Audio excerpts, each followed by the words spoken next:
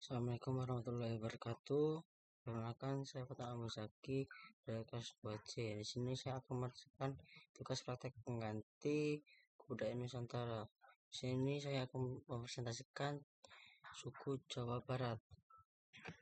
Nah, yang pertama itu adat dan tradisi suku Sunda yang berasal dari wilayah Jawa Barat memiliki kekayaan adat dan tradisi yang sangat beragam. Berikut adalah beberapa adat dan tradisi penting dalam suku Sunda. Yang pertama itu upacara adat. Upacara adat yang pertama itu ada Serentahun. Serentahun itu upacara panen padi sebagai bentuk rasa syukur. Yang kedua itu ada Ngabungbang. Itu ritual mandi suci di tempat-tempat keramat.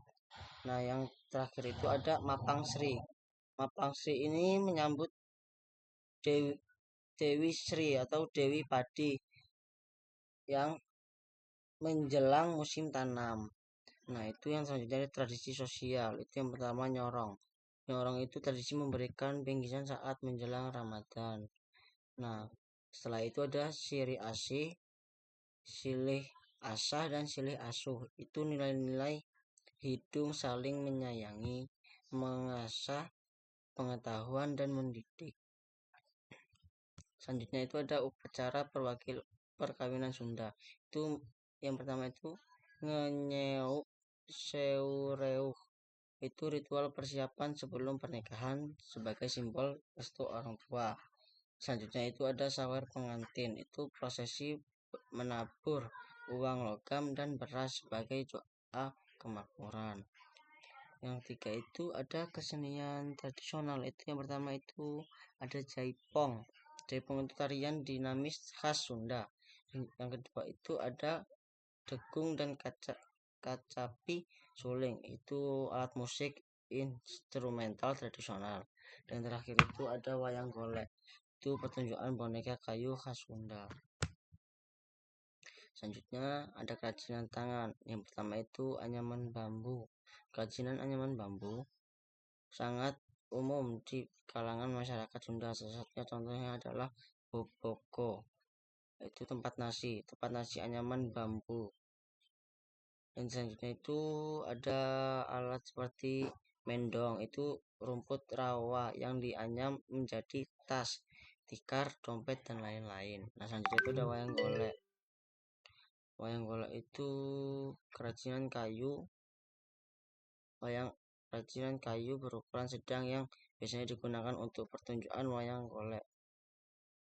Seni tradisional Sunda. Itu boneka kayu untuk pertunjukan. Ukiran kayu Sunda menggambarkan alam flora sebagai simbol keseimbangan. Yang terakhir itu batik Sunda. Itu batik dari daerah Sunda seperti Garut dan Ciamis memiliki ciri motif yang mengambil inspirasi dari alam dan budaya.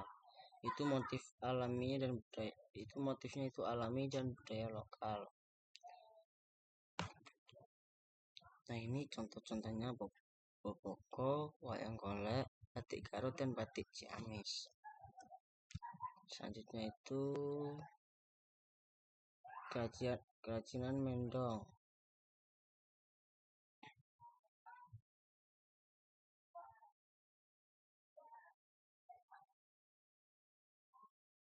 Kerajinan mendong adalah serat alami dari rumput rawa yang dianyam sebagai berbagai produk sebagai tikar, tas, tisu, dan bahkan dompet.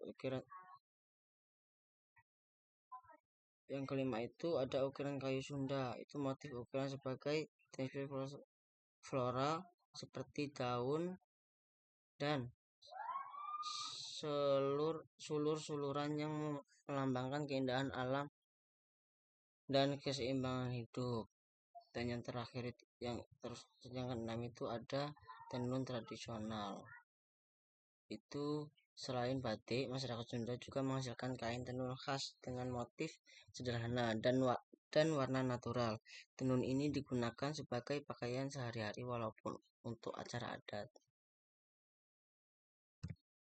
Nah, ini contohnya tenun tradisionalnya. Ini kerajinan mendongnya, ini seni ukirnya. Selanjutnya ada kerajinan kulit.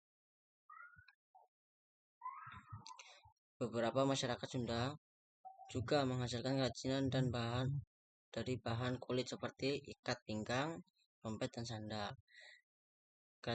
Selanjutnya ada kerajinan logam. Itu di beberapa daerah Sunda terdapat kerajinan logam berupa perhiasan tradisional seperti cincin, gelang, kalung yang dibuat dengan teknik tempa dan ukir. Yang selanjutnya itu ada kerajinan batu alam. Itu masyarakat Sunda juga mengolah batu alam menjadi berbagai produk seperti batu hias, patung kecil, dan pernak-pernik dekoratif yang biasanya dipakai untuk mempercantik rumah atau tempat ibadah.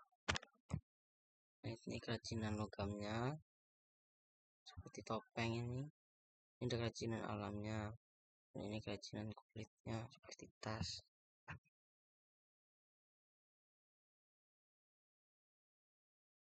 Selanjutnya itu ada pakaian adat. Pakaian khas dari Sunda Jawa Barat mencerminkan kesopanan, kelembutan, dan kehalusan dari budaya Sunda.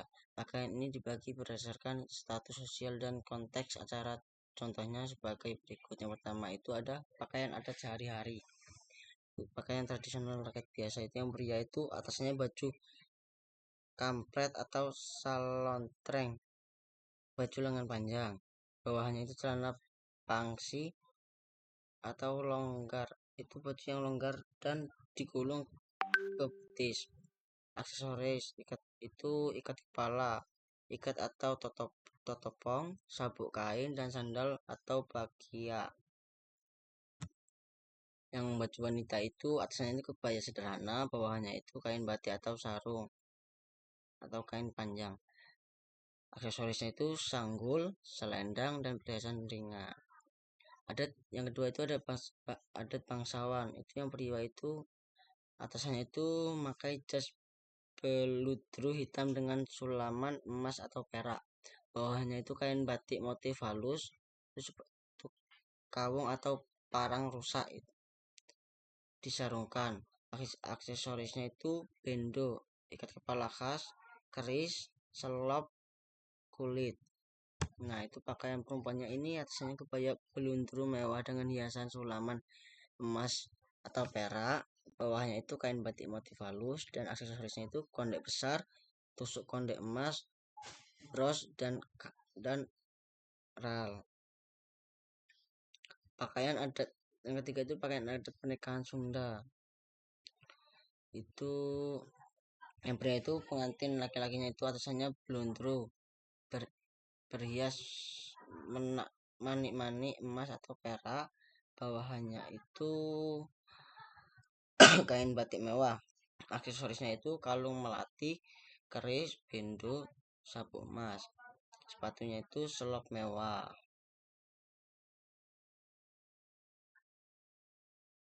Terus pakaian wanita itu pengantin perempuan itu atasannya itu kebaya bordir mewah,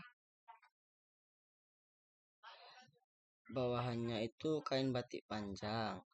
Nah, aksesoris utama itu siger, mahkota perak atau emas berbentuk segitiga, lambang keanggunan. Itu yang kedua itu ada cunduk mentul, itu hiasan kepala yang menjuntai. Nah, yang terakhir itu kembang goyang, melati susun, anting, dan gelang. Nah, ini ada bangsawan Menak, ini ada sehari-harinya, dan ini pakaian adat pernikahan Sunda. Nah, sekian dan terima kasih. Bila ada kekurangan saya mohon maaf. Saya akhiri. Wassalamualaikum warahmatullahi wabarakatuh.